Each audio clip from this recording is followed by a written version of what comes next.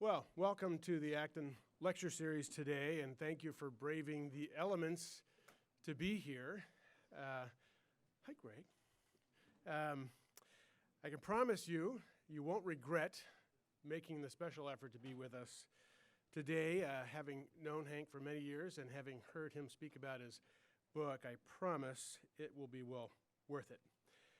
As is our custom here, I know you may well be in mid-bite. I would like us to pause for a moment, and I will offer a prayer. Heavenly Father, we thank you for your beautiful creation and all of its fruits.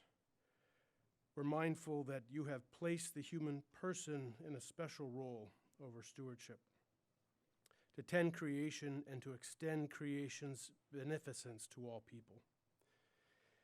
We ask your blessing this morning upon our speaker, Hendrik Meijer, with whom you have blessed with intellectual and entrepreneurial talents.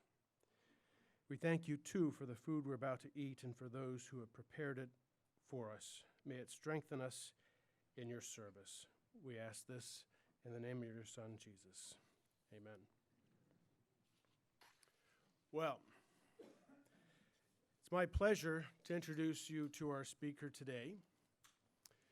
He is a thoughtful intellectual and a gifted researcher and author who has written two terrific historical biographies. The first, a biography of his grandfather, Thrifty Years, the life of Hendrik Meijer. And the second, which is the basis and theme for today's luncheon lecture, Arthur Vandenberg, the man in the middle of the American century.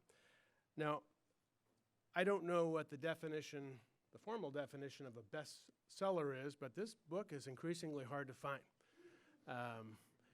It's a great book, and people literally are buying it. And we've been all over town trying to get extra copies, and the good news is we have them available for you at a discount today. So after the lecture, Hank has kindly offered to sign some for you, so I hope you'll take advantage of that opportunity. I first got to know Hank, I think, 92. It might have even been 91. I remember a summer evening in East Grand Rapids. Acton had a little event, picnic, and this guy came. I don't know how we got your name and how you came to come, but he's been a supporter of our efforts ever since. As you might know, in addition to being an author, he's also a business guy. You might have heard of the business even. But I want to also thank you, Hank, and thank Meijer for being good at what it does. And I think Meijer is an example of the good that business can do, and just providing high-quality goods and services that raises the standard of living for everybody. Meijer is a great example of the unsung service that is good business. So without further ado, please join me in welcoming Hendrik Meijer.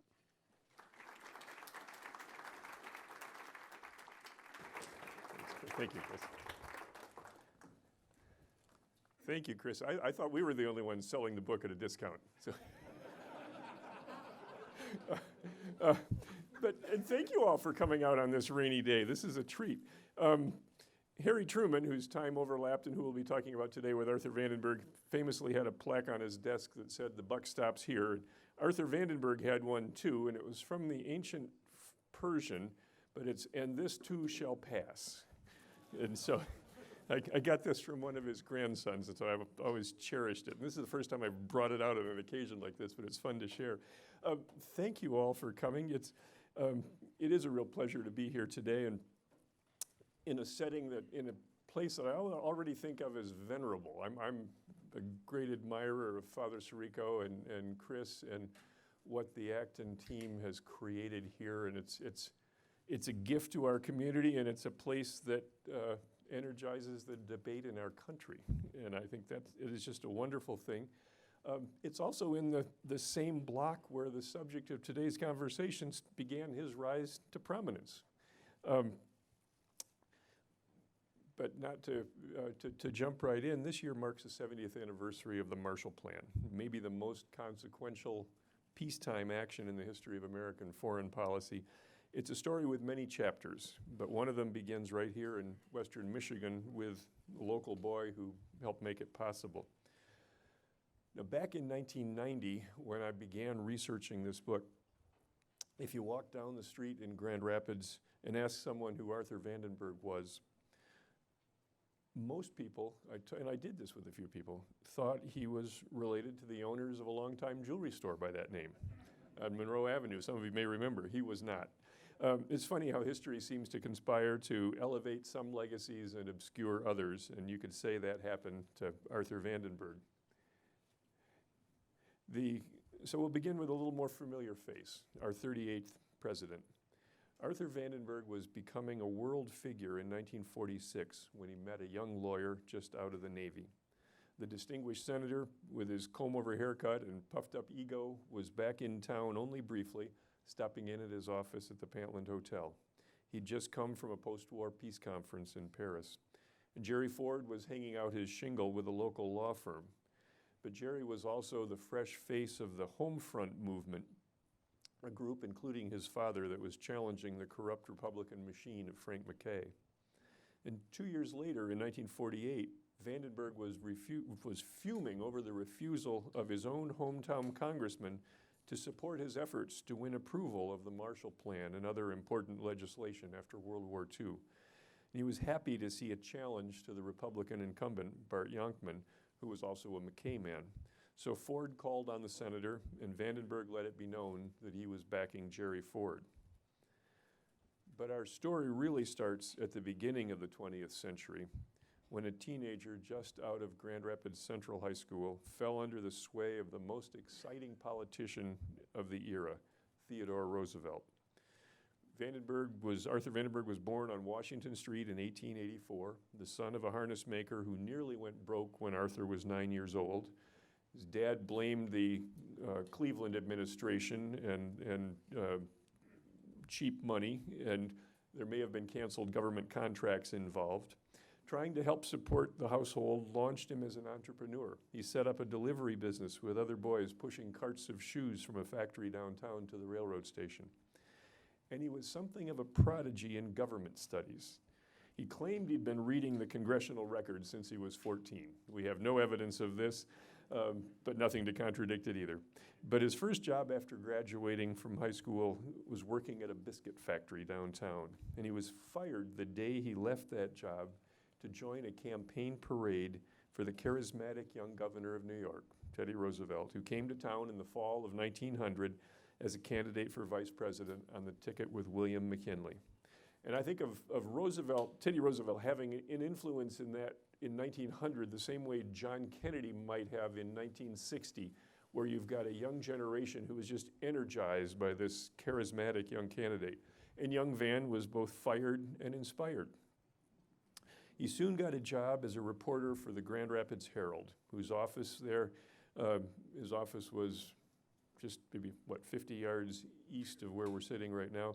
He soon became the Herald's most prolific reporter, covering the police beat and City Hall.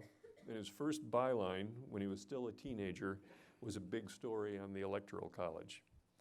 He was a regular Republican when the city and the state and much of the country outside the South was all mostly Republican. He was not yet 22 when the longtime editor died, and the paper's owner, Republican Senator William Alden Smith, tapped him to be editor. He married his high school sweetheart, a West Side girl, but in 1917, at the age of 33, she died, leaving him as a single parent with 3 small children. And soon after, he reconnected with a woman he'd met during his very brief 1-year stint at the University of Michigan. Hazel Vandenberg was writing advertising for the J.L. Hudson department store in 1918 when their courtship began. Later that year, they were married. Here's that courtship at Ottawa Beach, north of Holland. After World War I, Vandenberg fought for reservations to Senate approval of American membership in the League of Nations.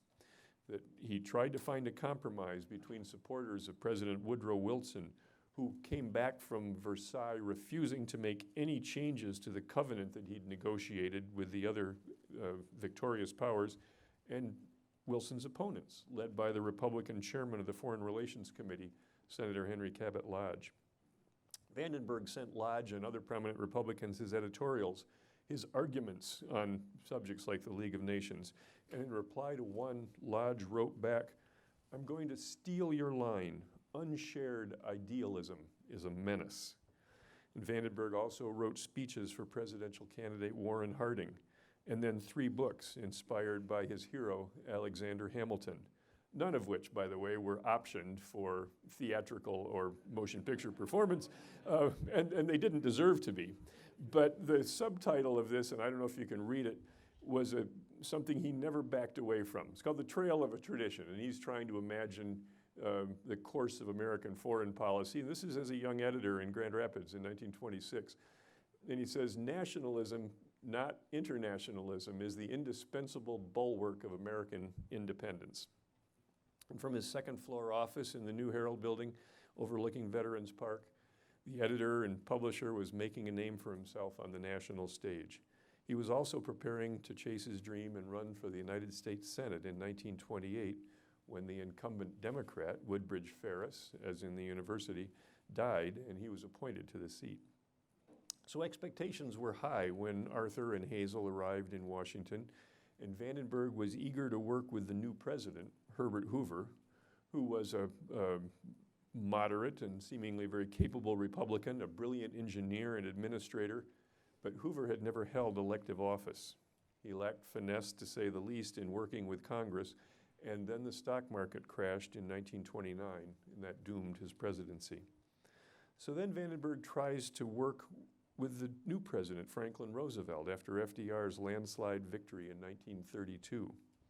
And he's a savvy politician in a state that's turning a little bit purple, and he's also ready in a time of national emergency to cooperate with the Democratic administration, so he supports some of the early New Deal remedies for a crippled economy. And he has one of his own, savings deposit insurance, to protect small depositors and save the nation's banks. Hoover had fought him on this, and FDR does too, but Vandenberg lines up the votes in the Senate, and a new law creates the FDIC, the Federal Deposit Insurance Corporation. Now, Roosevelt comes to see the value of it, and very much to Vandenberg's chagrin, is all too happy to claim credit for what may have been the most successful of all New Deal legislation, but it was the brainchild of Arthur Vandenberg. As the reach of federal power grew, however, Vandenberg tried to draw a good Republican distinction between being social-minded and socialistic. He broke with Roosevelt over executive rulemaking that he regarded as too intrusive. He was a vigilante when he thought the New Deal was overstepping the Constitution. Nor could he abide Roosevelt's attempt to tinker with the Supreme Court because it had rejected some of the president's legislation. And this hardening of Vandenberg's opposition to FDR was coinciding with world events that posed new dangers: the rise of Hitler in Germany and Mussolini in Italy threatening peace in Europe, and the Japanese War Cabinet ordering an invasion of China. In 1934, he is elected. He was actually elected in the fall of 28 after 6 months in office, but then re-elected in 1934, which was a devastating midterm year for Republicans. And so he was one of the few standing. I think there were about 17 Republicans left in the Senate at that point. But in the face of threats and so his stature and seniority and everything else rose quickly as a result of that as well. In the face of threats around the globe, Vandenberg fell back on what was for him a first principle. He recalled Washington's farewell address, written by his hero Hamilton, warning the young republic to avoid taking sides when the European powers collide. Let there be no entangling alliances, Washington warned. To Vandenberg, that meant one thing as war clouds gathered again: American neutrality. And it was neutrality that he preached. And here he's preaching it at the Ionia Free Fair, not about to be stomped by those Republican elephants, but trying to draw a line that would prevent Roosevelt, who he distrusted completely, from entangling us in another war. And again, he led the Senate isolationists who stymied Roosevelt's attempt to aid the European democracies. In September of 1939, however, debates about neutrality took on new urgency when German bombers filled the skies over Warsaw and German tanks rolled into Poland. Over a national radio hookup, and this is from a baseball field at Ramona Park in East Grand Rapids, Vandenberg declared, "This is not our war." Before it became our war, with the surprise attack on Pearl Harbor, he led the band of isolationists, mostly Republican, but Democrats too, who fought Roosevelt every step of the way, fearing that American boys would be pulled into combat in another distant war. The isolationists fought and lost a fight to keep the arms embargo in the 1937 Neutrality Act that Vandenberg had helped create. They fought and lost a fight over the Lend-Lease deal, giving destroyers to the British Navy. Roosevelt was their nemesis, and Arthur Vandenberg was their organizing spirit. And if you've seen that new movie about Winston Churchill, Darkest Hour, you may recall the phone call, which Churchill scholars tell me is not far from accurate, but the phone call where Churchill makes to, that Churchill makes to FDR, pleading for the release of weapons that the British had ordered. And it was Arthur Vandenberg who was leading the effort to prevent that from happening. But in the wake of 1934, as he emerges as a Republican spokesman and a higher profile figure, along comes the election of 1936. He'd avoided Kansas Governor Alf Landon's attempt to draft him as his vice presidential running mate, which was a smart move because FDR carried every state except Maine and Vermont. But in the run-up to 1940, he was viewed as a leading candidate for the Republican nomination. In fact, in 1938, the FBI opened an office here in Grand Rapids. When an agent was sent here, when the agent who was sent here was asked about his new assignment, he said he'd been told he was here to keep an eye on Arthur Vandenberg. So we talk about the FBI being involved in politics. Many of you remember Ralph Hauenstein, and Ralph, who became city editor at the Grand Rapids Herald after Vandenberg had gone to Washington, was my source for this, and always just had the single source, although I trusted Ralph implicitly. My memory is failing in my 60s, and Ralph was 99 or something when I talked to him. But just a couple of months ago, I was relating this story to an FBI agent who retired locally. And he was explaining to me the FBI's structure, which I had not been familiar with, where the FBI has divisional offices in all the major metropolitan areas. So in this region of the country, it would be in Detroit, Chicago, Cleveland, Milwaukee. And then where they have smaller offices, they report up through those divisional offices. And the former retired agent I was talking to said, my colleagues, and that's what Grand Rapids does today, but he said, my colleagues and I could never figure out why, when our office was set up, it reported in directly to J. Edgar Hoover. Now you think about 1938, the Depression is still going. Other than the McKay corruption, this is not exactly a hotbed of organized crime or mob violence or something. And what is the FBI doing opening an office? And I think there's no reason not to believe that Ralph didn't have it right, that Ralph had it right. So, but Vandenberg and his isolationist colleague in the Senate, Robert Taft, were swept aside in 1940, along with their traditional isolationist point of view, by a charismatic lawyer, Wendell Willkie, whose willingness to intervene in Europe nearly matched Roosevelt's. And Pearl Harbor then made Vandenberg's isolationism look obsolete, and America was all in a global war. As the war began to turn in favor of the Allies, who were dubbed by FDR the United Nations, Republicans faced two big questions. One was partisan. Wendell Willkie was what today might be called a rhino. He had been a Democrat before he ran for the Republican nomination. He was regarded by most of the GOP establishment as an opportunistic interloper. Any comparisons to the present day will get a little confusing.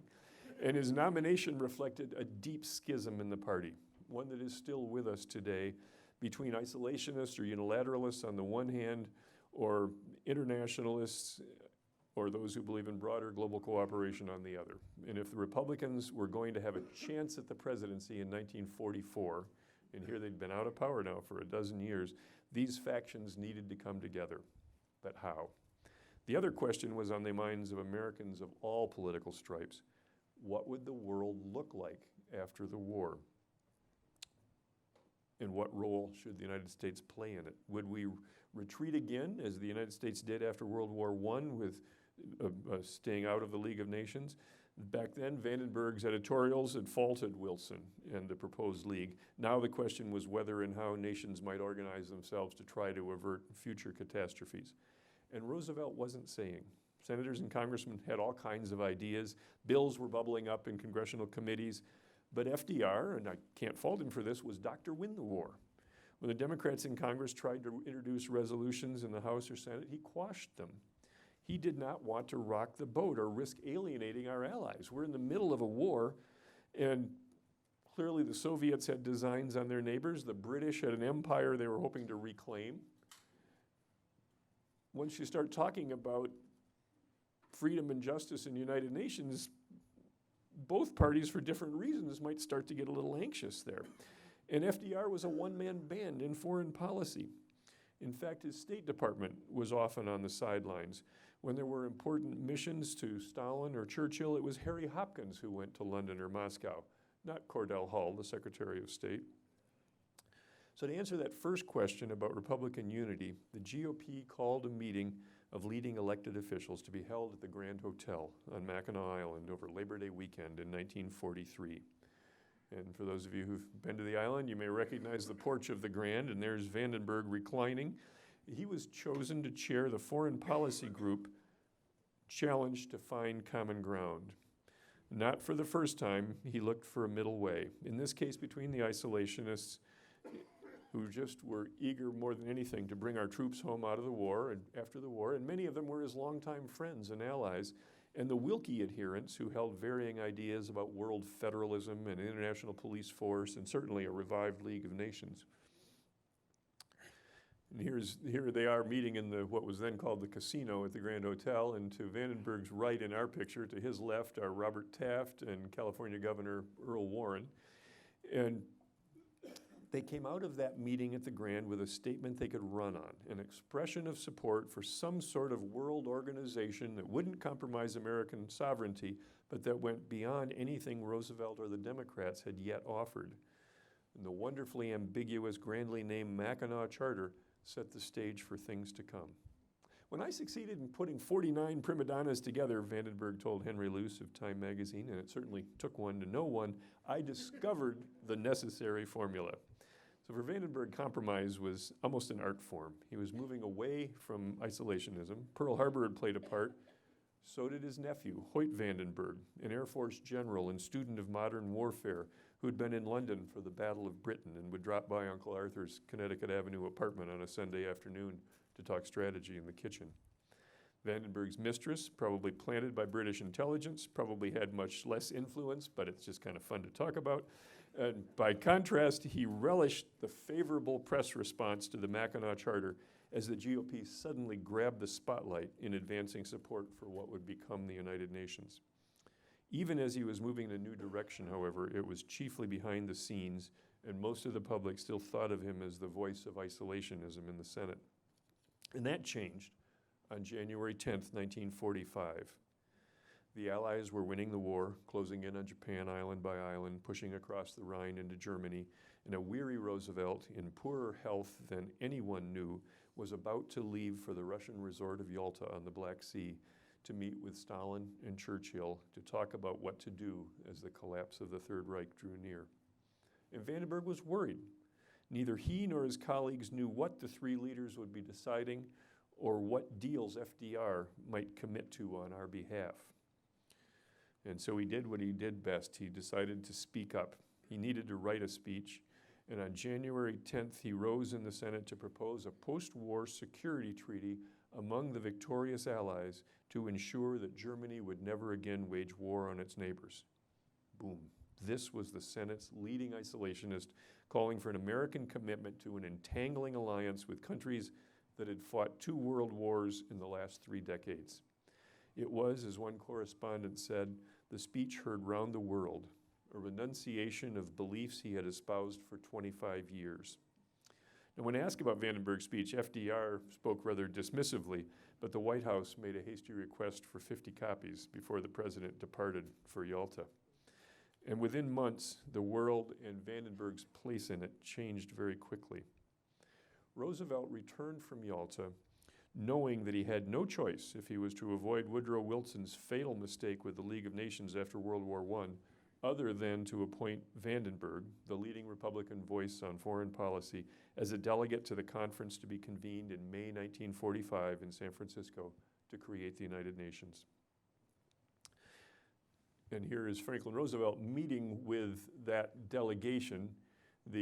From the Vandenberg is second from the right. Third from the left is his Democratic counterpart, Tom Connally, with whom he traded chairmanship of the Foreign Relations Committee. Far right and far left are the Republican and Democratic chairs of the House Foreign Affairs Committee.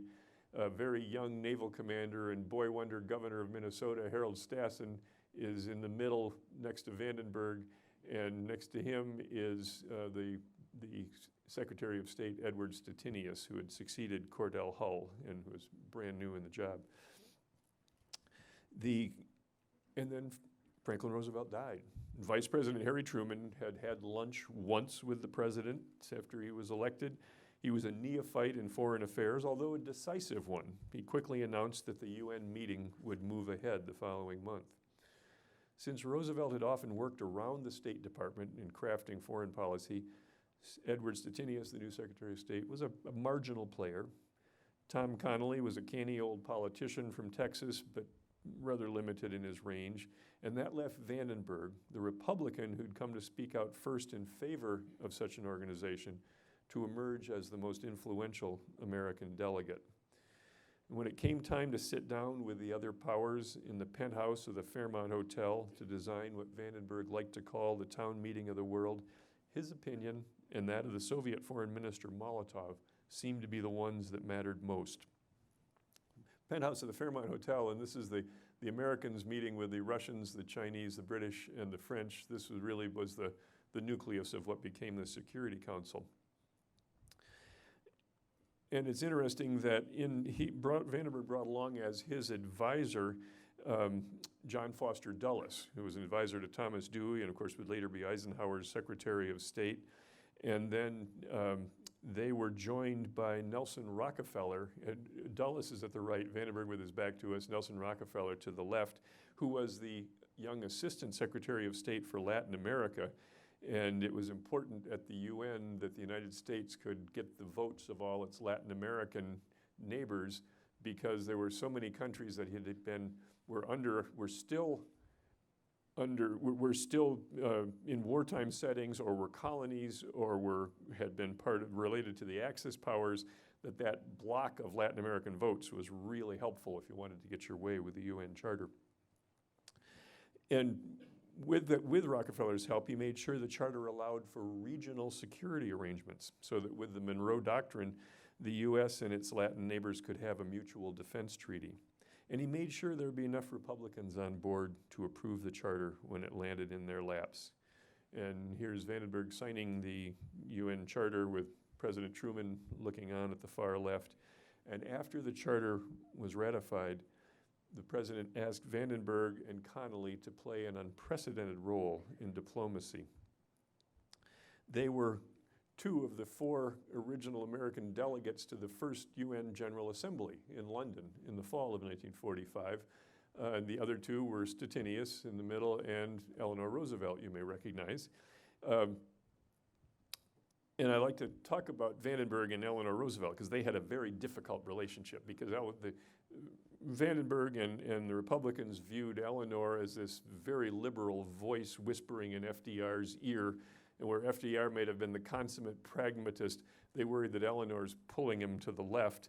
And Eleanor has all these schemes for federal projects that Vandenberg regards as boondoggles, including one for a planned community in West Virginia where the cottage industry would be making furniture, which didn't sit well at all for the senator from Grand Rapids.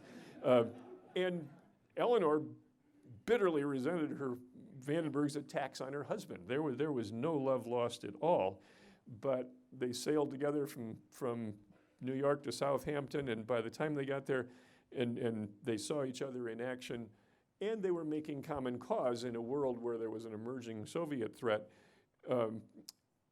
Arthur writes to John Foster Dulles and says, I take back everything I ever said about her, and it was plenty. And Eleanor writes to Arthur and says, please stay on, join us for the next General Assembly. And I said, geez, I wish I could, but I got to get back to my job in the Senate.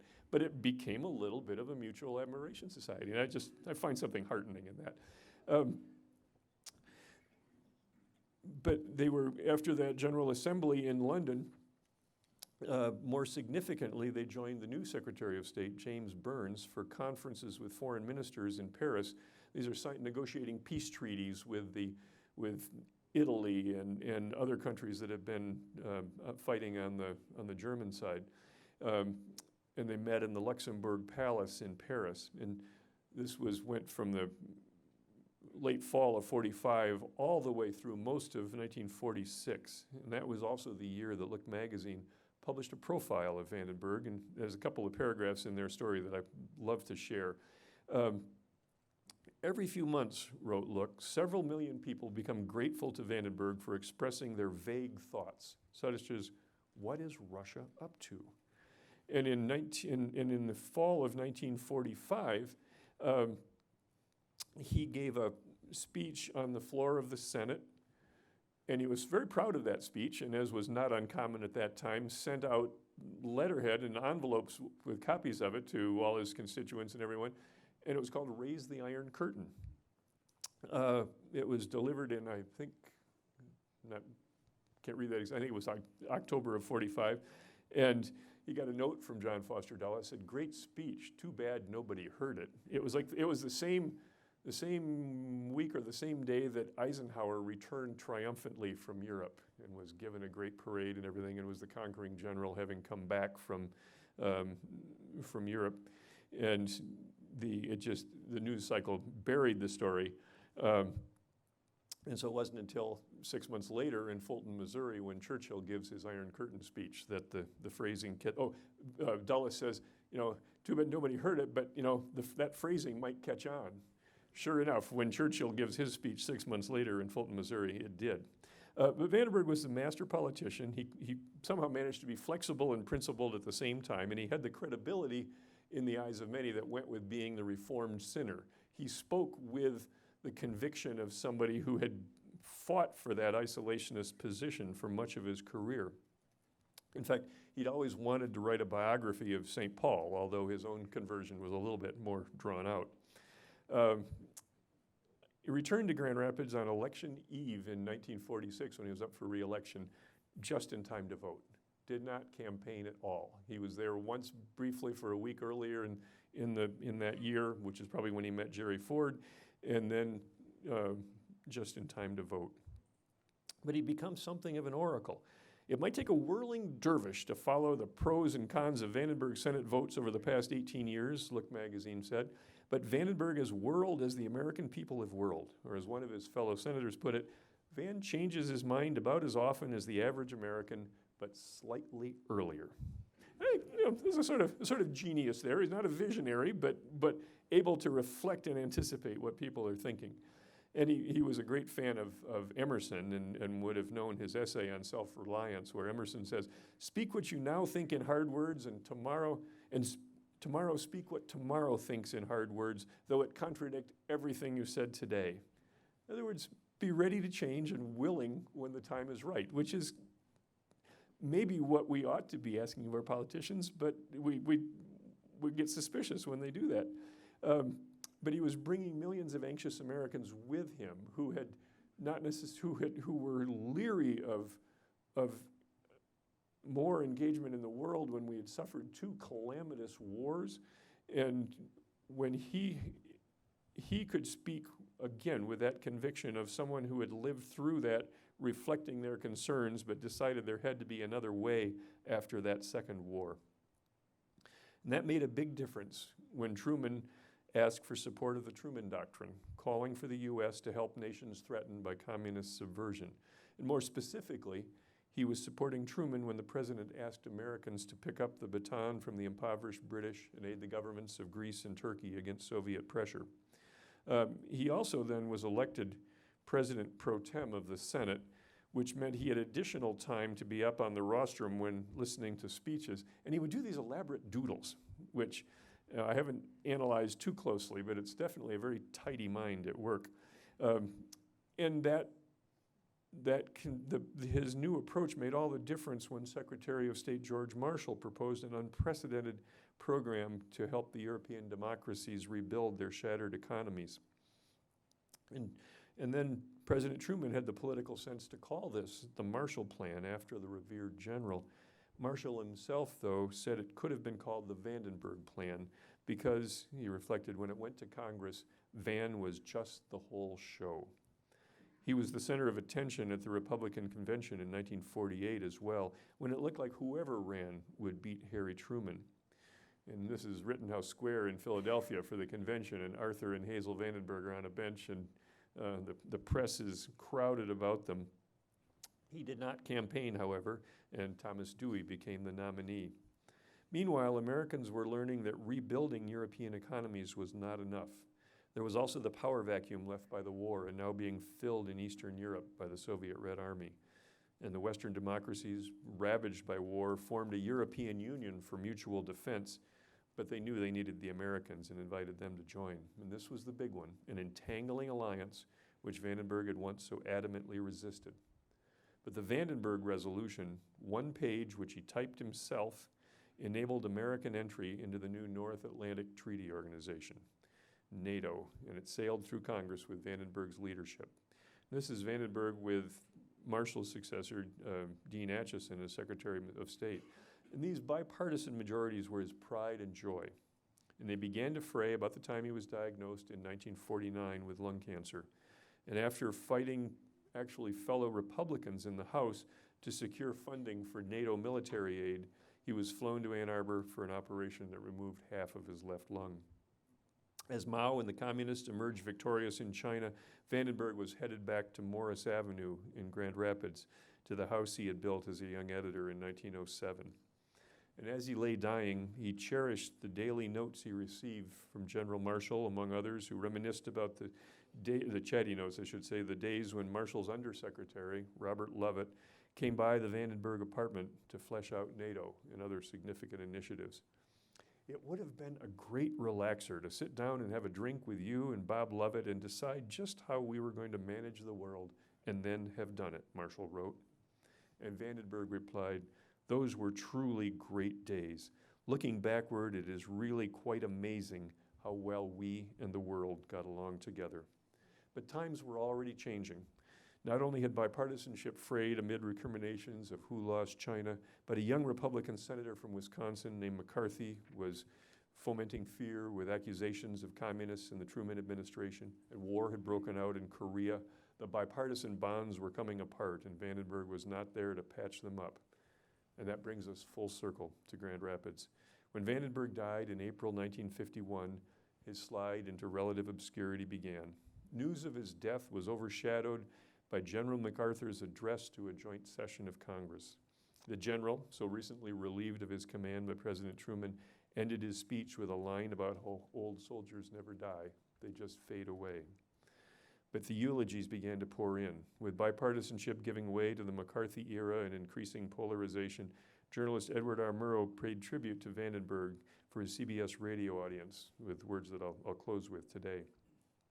"We are now divided, bitterly, hysterically," Murrow observed, noting of Arthur Vandenberg. "Had he lived, he would have gloried in this conflict and steadied it, and he would have been confident that at the end of the day, little men of loud voice and small faith will yield to the collective judgment of the American people." Thank you very much.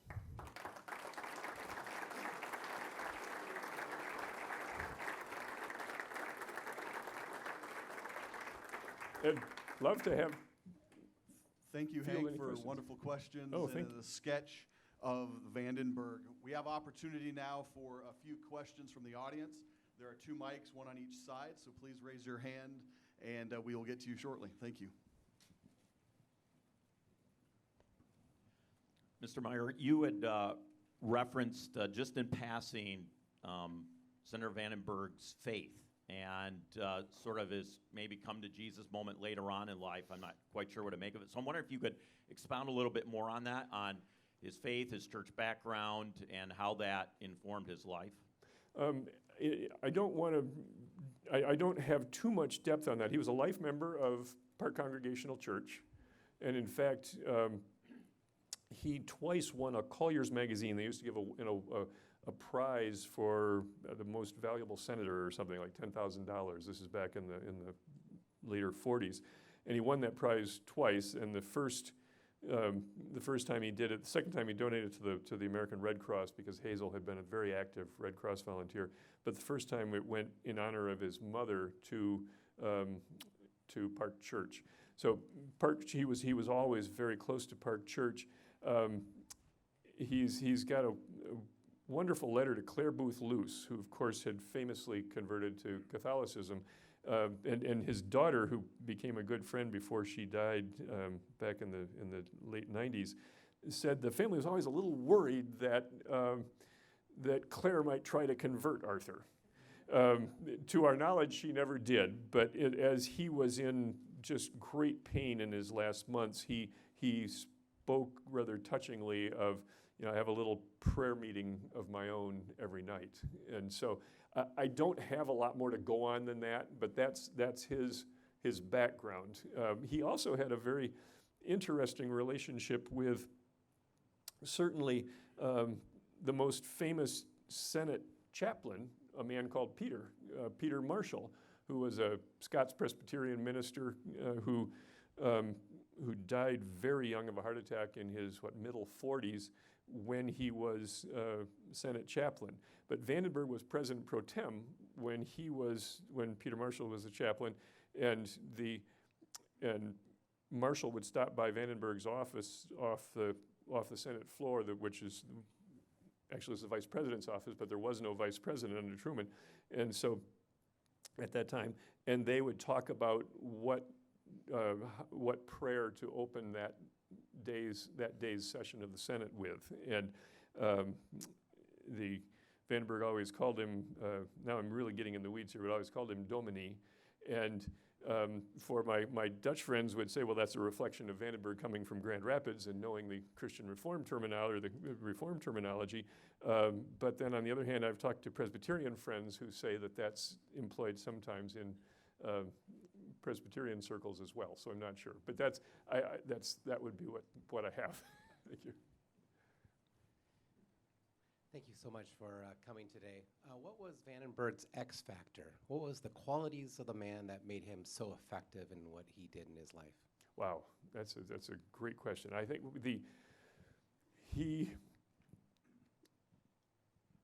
he was always trying to I don't mean to say this in a simplistic way, to bring people together. I mean in support of whatever legislation or initiative he was proposing.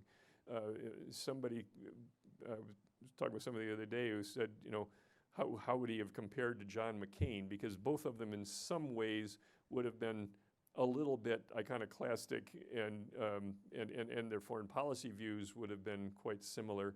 But where McCain was sort of a pure maverick, Vandenberg, it was always important to him to build support for whatever he was doing. And that's why he was so influential, because Truman needed the Republicans, and Vandenberg could bring along Republicans if the administration responded appropriately. And in fact, this doesn't get directly at your question, but it's part of the couple of different things. Dean Acheson, who somewhat condescended to Vandenberg, but then he condescended to everybody, felt like the State Department, the administration would come up with great resolutions, whether it's the Marshall Plan or NATO or whatever it is, and then they'd send it to Vandenberg, and he'd have to put his stamp on it just so he could claim credit for influencing it before it would get passed. But of course, what Acheson, I think, refused to acknowledge was Vandenberg understood what it took to move legislation through the Senate. He was a real student of the process. And so there's a line once where, and I forget which initiative it was, it might be during the Marshall Plan debates, where one of his colleagues said, there's a line in here in the resolution that I don't know what this means. And Vandenberg said, well, don't worry about it. I can go to 10 different senators and say, I listened to what you said and I incorporated that in here. And so it was that, and when he did the hearings for the Marshall Plan, this may no longer be the case, but up till that time, They were the most extensive hearings the Senate had ever conducted. And so it was, part of it was almost wearing down the opposition, but being willing to listen to everybody. And then saying, now I'm going to listen to everybody, and then I'm going to bring on board enough people that I can convince are close enough to my views to make it happen. So I think it was that kind of political pragmatism, and then a very forceful, strong personality that could also carry people along in his wake. When he changed his mind so publicly from being an isolationist to then bringing people together, did he have personal concerns about how he would be considered by his colleagues and constituents? I think to some extent ego and press adulation played into it. So I mean, he liked it that the media would applaud what he was doing. I don't want to dismiss that for a minute. But he'd also in his isolationism, he'd kind of boxed himself into a corner a little bit in the late 1930s because first of all, because he distrusted Roosevelt so much. He didn't want to give Roosevelt an inch of movement to do something because he didn't know what Roosevelt was going to do. And then in doing that, he began to see neutrality as a sort of moral absolute. It was something you could cling to in a very messy and complicated world. And and he even talked about, your heart tells you to do one thing, but your head tells you to do something else. In other words, it was, obviously he would rather see the British prevail over Hitler, but that was his heart. And his head told him, we went down this road once before and it didn't turn out well. And I'm going to almost put blinders on and I'm going to stay neutral. And then you get this sequence beginning with Pearl Harbor. And that's a big shakeup. And then the Mackinaw Conference, where in forging a compromise, he finds himself speaking out as the spokesperson for more Republican engagement. And just earlier in that year, in 1943, there was Roosevelt tried by executive order to create something called the United Nations Relief and Rehabilitation Administration, or to get the U.S. to participate, because now starting to liberate countries that had been occupied by the Axis powers. And what do? We need aid to feed those folks and help those countries. And so there's a big meeting at the Greenbrier in West Virginia. And Roosevelt tries to do that by executive action. And Vandenberg and some of the other Republicans say, this looks like a treaty that you're working on. And Vandenberg ended up negotiating actually with Dean Acheson as an undersecretary and trying to find a way to make this sort of early version of the United Nations happen in a way that required Senate approval, but it wasn't quite a treaty yet. And so these little baby steps, and then with Yalta, you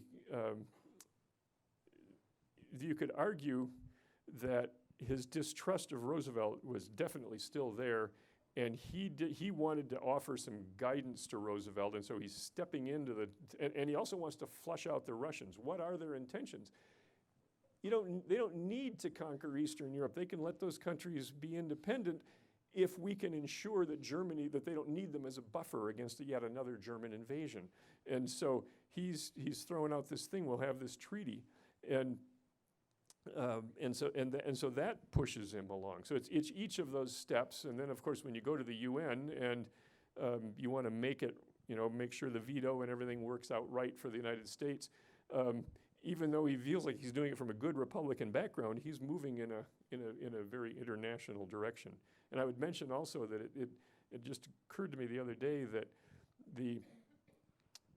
this meeting at Yalta was, nobody really knew. There's still debate to this day of what Roosevelt did or said or committed to. But from Harry Truman to Barack Obama, through Republicans and Democrats, conservatives and liberals, there was always a sense of the State Department was a part of things, and you may have disagree or agree with the president, but we pretty much knew what was on the agenda for each of those meetings. But Yalta at one end and Helsinki at the other, nobody really knows what got talked about. And it's kind of, anyway, I find that kind of fascinating bookends on what had been this world order for a long time. But thank you. Hi. Hi. In your book, I love this quote. It was after FDR at the State of the Union, and Vandenberg said, "That is not the opening of Congress, it's the opening of a political campaign which, judging from the tenor of the speech, promises to be hot, rabble-rousing, and intolerant." So obviously words like that have been said recently of another president. And you quoted Jerry Ford as saying, we may well wonder as to how the responsibilities of future issues would be met if Vandenberg were here today. And then later in that page you said, "Be ready to change. The world requires of that of its leaders, but seldom gets it." And when you talked about its bipartisan collaboration at a time when fellow citizens hungered for direction, like now, echoes down the years. And the last sentence that you wrote was, "To not note his relevance today seems almost irresponsible."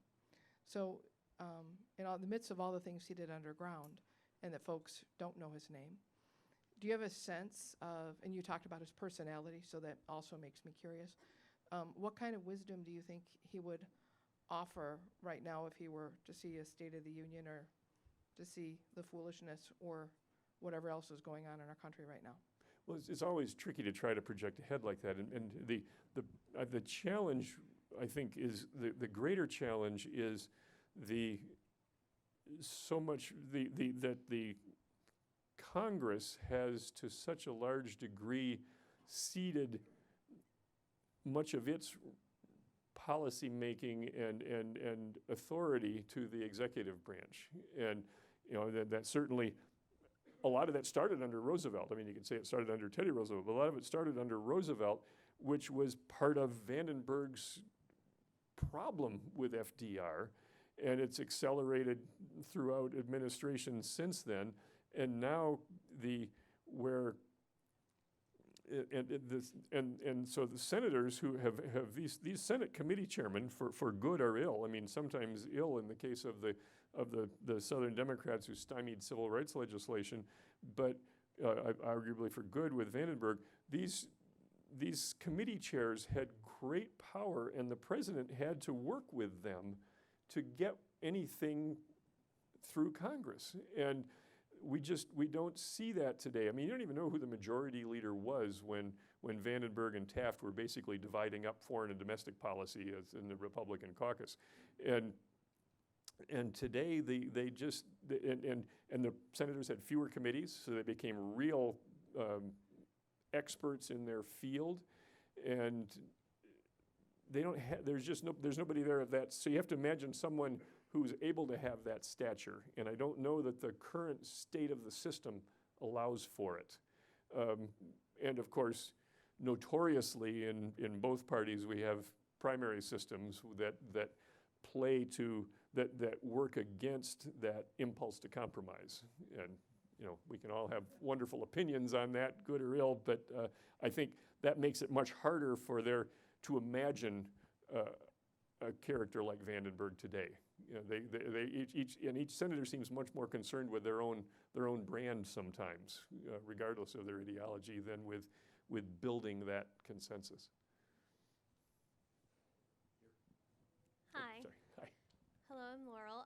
Thank you so much for speaking today. I guess great minds think alike, because I had a very similar question. You've brought a lot of parallels to today and our current political landscape, and I was just wondering, specifically looking at how we're kind of pulling away a bit from the international community. Do you have any kind of lessons learned that through your research you think we should apply to today? Well, I am so leery of pontificating. I don't want to do it, but it's interesting. You get things like the tariff debate in the early 1930s. Now, how much Smoot-Hawley contributed to the Depression, I don't know, but Vandenberg was one of those people trying to give the president more authority, because Congress was notorious for everybody, each congressman and senator looking out after their own home industries and not thinking in the overall terms of the best interests of the country. And so Vandenberg was convinced that Hoover would do a better job of that, and so he was fighting to give Hoover more trade authority.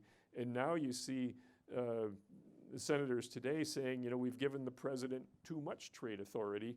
We need to pull some of that back. And so it is, you know, to some degree you've got a pendulum swinging, and maybe it's just a matter of but I don't know. It's hard to see things getting pulled back. I don't have good answers for the lessons of today. No, I mean, the world has changed so much, and that's why, I mean, when the book first came out, it was almost like this anachronism that, you know, it seems like, well, these are days so far gone by, but to the earlier question, we also find a hunger for the kind of collaboration that seems to have fallen apart, and so Vandenberg becomes a symbol or a shorthand for that, even though there are a lot of different forces working against it today that he didn't have to contend with. You alluded briefly to his relationship with the McKay political machine here. I wonder if you'd expand on that. And secondly, how did he relate, if at all, to Father Coughlin, whose foreign policy views went along the same lines as Senator Vandenberg in his years in the 40s? I can give a half answer to both of those. Vandenberg went to Washington in 1928, and really McKay's influence, and I haven't studied McKay, but was more in the 30s and 40s, and so Vandenberg really didn't have much interaction with McKay. I mean, he didn't need McKay to get nominated or elected, and he wasn't involved in local or state politics once he went to Washington. And so he really didn't have, as far as I mean, looking through Vandenberg's papers and McKay's papers and talking to people, I didn't get much interaction. There just wasn't much. And although in 1948, when 1940, when Vandenberg had been Michigan's favorite son, and McKay certainly had a lot of control over the Michigan delegation to the Republican convention, when it was clear that Wendell Willkie was emerging as a candidate, and when it was clear to Vandenberg that he didn't have a chance, as soon as Vandenberg pulled himself out of the race, it was McKay who controlled the Michigan delegates to give them to Dewey and give them to Willkie and put Willkie over the top. But other that they just didn't have much interaction. And then with Father Coughlin, they certainly would have. They kind of went in opposite directions in the sense that Father Coughlin starts out as a Roosevelt supporter and then becomes increasingly isolationist and, of course, devolves into anti-Semitism and gets really way out on the fringe when Vandenberg is critical of Roosevelt, but then starts to move toward more collaboration. So, and I hadn't thought about it in that way, but he and Coughlin kind of go in different directions. And now, the interesting along that line also would be the Chicago Tribune, of course, where they were the dominant newspaper of the Midwest, and Colonel McCormick of the Tribune was an outspoken isolationist, which meant that Vandenberg was one of his favorite politicians in the before the war, and then he regarded him as Benedict Arnold after the war when he was working with Truman. But there was real bitterness there, even though originally McCormick and Vandenberg also had a fight because Vandenberg was a big supporter of the St. Lawrence Seaway, and McCormick, with Chicago's rail interests and canal to the and connections to the Mississippi, was very much and viewing the Seaway as this unholy collaboration between the Americans and the British in Canada. McCormick criticized Vandenberg a lot for that also. But anyway, I'm moving far afield from your good question. Well, thank you all, and appreciate you coming. Thank you. Thank you. Thank you. Thank you. Oh, great. All right. Thank you again for coming. Quick reminder, it says $35 on the back of this beautiful book, and we are offering a discounted price of $20, which is probably undercutting Meijer, Thrifty Acres. So this is your chance to stick it to the man. Okay. Okay. So please do avail yourself of it in the back, and he has kindly offered to sign them. And 3 quick announcements. Next week, Thursday evening, we have an Acton on tap. The topic is poverty, and you can find information on that on the web. Our annual dinner, if you haven't signed up, I'm sorry, we're sold out. I guess that's a good thing to say, a month out. But the next morning and through the day in this space, on October 18th, we have a conference from breakfast through 2 p.m. on the topic of Business Matters, Meaningful Work in a Modern Age. Should be a very, very good conference, and we invite you to go online and look at that conference and plan on joining us. And finally, another Acton lecture series in this space on October 25th with Dr. Jay Richards, speaking on the human advantage, don't get replaced by a robot, on artificial intelligence. So thank you again for coming, and we'll see you next time.